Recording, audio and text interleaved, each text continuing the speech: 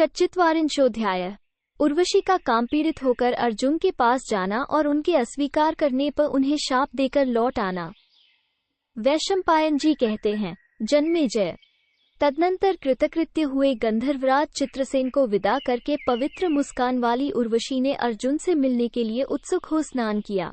एक धनंजय के रूप सौंदर्य से प्रभावित उसका हृदय कामदेव के बाणों द्वारा अत्यंत घायल हो चुका था।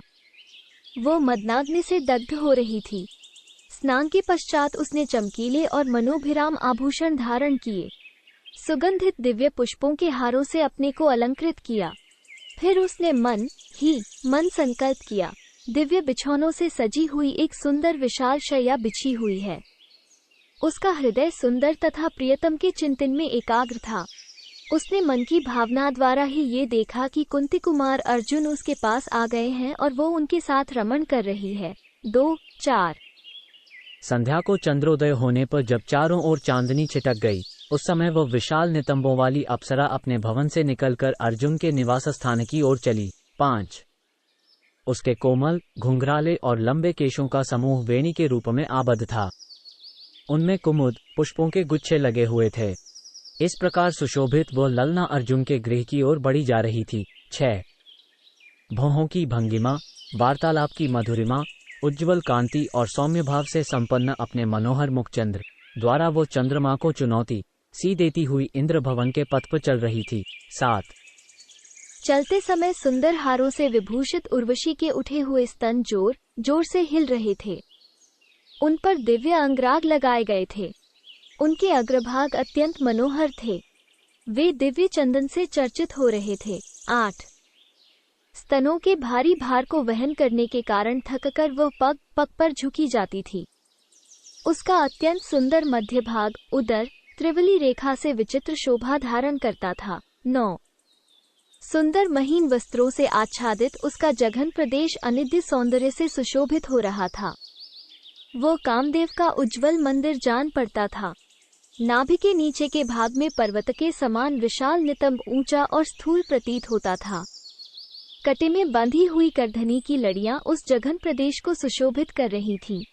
वो मनोहर अंग जघन देवलोकवासी महर्षियों के भी चित्त को क्षुब्ध कर देने वाला था। 10-11 उसके दोनों चरणों के गुल्फ टखने मांस से छिपे हुए थे। उसके विस्तृत तलवे और अंगुलियां लाल रंग की थीं। वे दोनों पैर कछुए की पीठ के समान ऊंचे होने के साथ ही घुंघरूओं के चिन्ह से सुशोभित थे। 12 वो अल्प सुरापान से, संतोष से, काम से और नाना प्रकार की विलासिताओं से युक्त होने के कारण अत्यंत दर्शनीय हो रही थी। 13 जाती हुई उस विलासिनी अप्सरा की आकृति अनेक आश्चर्यों से भरे हुए स्वर्गलोक में भी सिद्ध, चारण और गंधर्वों के लिए देखने के ही योग्य हो रही थी। अत्यंत महीन मेघ के समान श्याम रंग की सुंदर ओढ़नी ओढ़े तनवंगी उर्वशी आकाश में बादलों से ढकी हुई चंद्रलेखा सी चली जा रही थी। 14-15 मन और वायु के समान तीव्र वेग से चलने वाली वह पवित्र मुस्कान से सुशोभित अप्सरा क्षण भर में पांडु कुमार अर्जुन के महल में जा पहुंची। 16 नरश्रेष्ठ जन्मेजय महल के द्वार पर पहुंचकर वो ठहर गई। उस समय द्वारपालों ने अर्जुन को उसके आगमन की सूचना दी। तब सुंदर नेत्रों वाली उर्वशी रात्रि में अर्जुन के अत्यंत मनोहर तथा उज्ज्वल भवन में उपस्थित हुई। राजन अर्जुन सशंक हृदय से उसके सामने गए। 17-18 उर्वशी को आई देख अर्जुन के नेत्र लज्जा से मुंद गए। उस समय उन्होंने उसके चरणों में प्रणाम करके उसका गुरुजनोचित सत्कार किया। 19 अर्जुन बोले, देवी श्रेष्ठ अप्सराओं में भी तुम्हारा सबसे ऊंचा स्थान है। मैं तुम्हारे चरणों में मस्तक रखकर प्रणाम करता हूँ। बताओ मेरे लिए क्या आज्ञा है। मैं तुम्हारा सेवक हूँ और तुम्हारी आज्ञा का पालन करने के लिए उपस्थित हूँ। 20 अर्जुन की यह बात सुनकर उर्वशी के होश हवास गुम हो गए। उस समय उसने गंधर्वराज चित्रसेन की कही हुई सारी बातें कह सुनाई। 21 उर्वशी ने कहा, पुरुषोत्तम चित्रसेन ने मुझे जैसा संदेश दिया है और उसके अनुसार जिस उद्देश्य को लेकर मैं यहाँ आई हूँ वो सब मैं तुम्हें बता रही हूँ। 22 देवराज इंद्र के इस मनोरम निवास स्थान में तुम्हारे शुभागमन के उपलक्ष्य में एक महान उत्सव मनाया गया। यह उत्सव स्वर्गलोक का सबसे बड़ा उत्सव था। उसमें रुद्र, आदित्य, अश्विनी कुमार और वसुगण, इन सबका सब ओर से समागम हुआ था।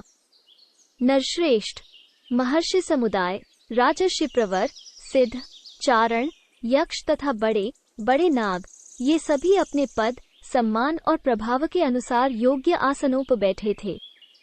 इन सबके शरीर अग्नि, चंद्रमा और सूर्य के समान तेजस्वी थे और ये समस्त देवता अपनी अद्भुत समृद्धि से प्रकाशित हो रहे थे। विशाल नेत्रों वाले इंद्र कुमार। उस समय गंधर्वों द्वारा अनेक वीणाएं बजाई जा रही थी। दिव्य मनोरम संगीत छिड़ा हुआ था और सभी प्रमुख अप्सराएं नृत्य कर रही थी। कुरुकुल नंदन पार्थ, उस समय तुम मेरी ओर निर्निमेष नयनों से निहार रहे थे। 23-28। देवसभा में जब उस महोत्सव की समाप्ति हुई, तब तुम्हारे पिता की आज्ञा लेकर सब देवता अपने अपने भवन को चले गए। शत्रुघ्न, इसी प्रकार आपके पिता से विदा लेकर सभी प्रमुख अप्सराएं तथा दूसरी साधारण अप्सराएं भी अपने अपने घर को चली गईं। कमल नयन, तदनंतर देवराज इंद्र का संदेश लेकर गंधर्व प्रवर चित्रसेन मेरे पास आए और इस प्रकार बोले। 31। वरवर्णिनी, देवेश्वर इंद्र ने तुम्हारे लिए एक संदेश देकर मुझे भेजा है। तुम उसे सुनकर महेंद्र का, मेरा तथा मुझसे अपना भी प्रिय कार्य करो। 32।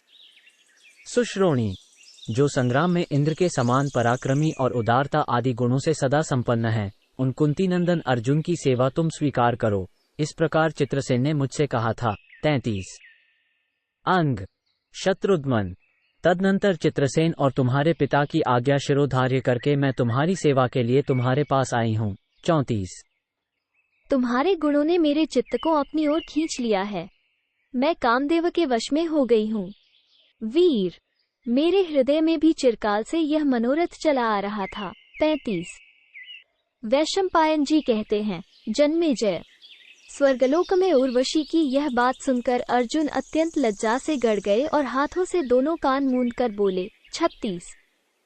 सौभाग्यशालिनी, भाविनी, तुम जैसी बात कह रही हो उसे सुनना भी मेरे लिए बड़े दुख की बात है। वरान्नी, निश्चय ही तुम मेरी दृष्टि में गुरुपत्नियों के समान पूजनीय हो। 37। कल्याणी, मेरे लिए जैसी महाभागा कुंती और इंद्राणी शची हैं, वैसी ही तुम भी हो। इस विषय में कोई अन्यथा विचार नहीं करना चाहिए। 38। शुभे, पवित्र मुस्कान वाली उर्वशी, मैंने जो उस समय सभा में तुम्हारी ओर एकटक दृष्टि से देखा था, उसका एक विशेष कारण था, उसे सत्य बताता हूँ, सुनो। 39। यह आनंदमयी उर्वशी ही पूर्ववंश की जननी है, ऐसा समझकर मेरे नेत्र खिल उठे और इस पूज्य भाव को लेकर ही मैंने तुम्हें वहां देखा था।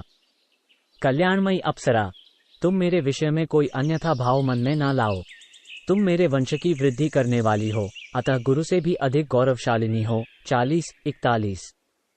उर्वशी ने कहा, वीर देवराज नंदन, हम सब अप्सराएं स्वर्गवासियों के लिए अनावृत हैं, हमारा किसी के साथ कोई पर्दा नहीं है, अतः तुम मुझे गुरुजन के स्थान पर नियुक्त न करो। 42।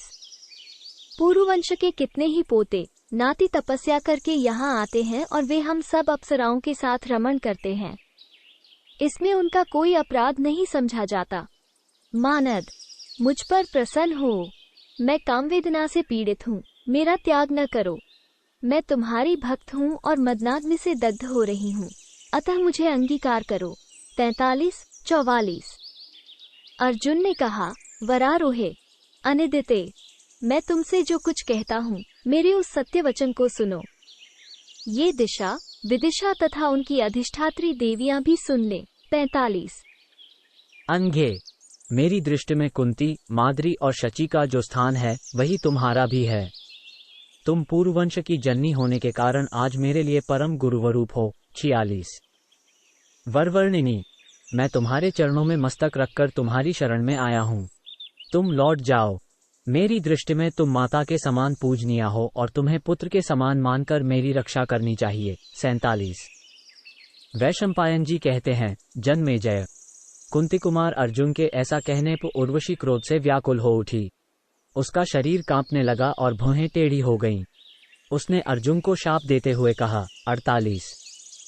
उर्वशी बोली, अर्जुन, तुम्हारे पिता इंद्र के कहने से मैं स्वयं तुम्हारे घर पर आई और कामबाण से घायल हो रही हूँ। फिर भी तुम मेरा आदर नहीं करते, अतः तुम्हें स्त्रियों के बीच में सम्मान रहित होकर नर्तक बनकर रहना पड़ेगा।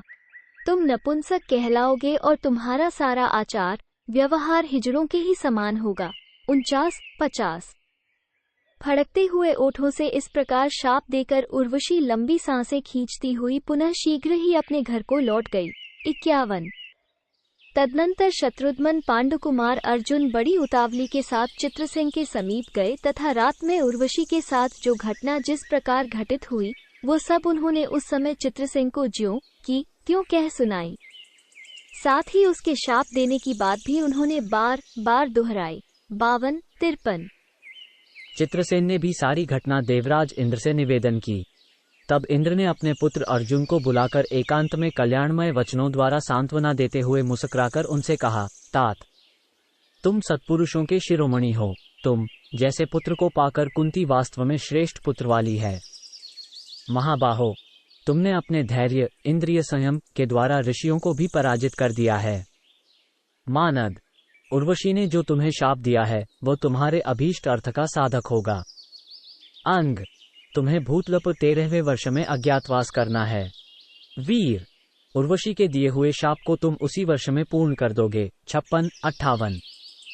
नर्तक वेश और नपुंसक भाव से 1 वर्ष तक इच्छानुसार विचरण करके तुम फिर अपना पुरुषत्व प्राप्त कर लोगे। 59। इंद्र के ऐसा कहने पर शत्रुवीरों का संहार करने वाले अर्जुन को बड़ी प्रसन्नता हुई। फिर तो उन्हें शाप की चिंता छूट गई। 60। पांडुपुत्र धनंजय महायशस्वी गंधर्व चित्रसेन के साथ स्वर्गलोक में सुखपूर्वक रहने लगे। 61। जो मनुष्य पांडुनंदन अर्जुन के इस चरित्र को प्रतिदिन सुनता है उसके मन में पापपूर्ण विषय भोगों की इच्छा नहीं होती। 62। देवराज इंद्र के पुत्र अर्जुन के इस अत्यंत दुष्कर पवित्र चरित्र को सुनकर मद, दंभ तथा विषयासक्ति आदि दोषों से रहित श्रेष्ठ मानव स्वर्गलोक में जाकर वहां सुखपूर्वक निवास करते हैं। 63। इति श्री महाभारते वन पर्वणि इंद्रलोकाभिगमन पर्वणि उर्वशी शापो नाम षट्चित्वारिंशोऽध्याय। 46। इस प्रकार श्री महाभारत वन पर्व के अंतर्गत इंद्रलोकाभिगमन पर्व में उर्वशी शाप नामक 46वां अध्याय पूरा हुआ। 46।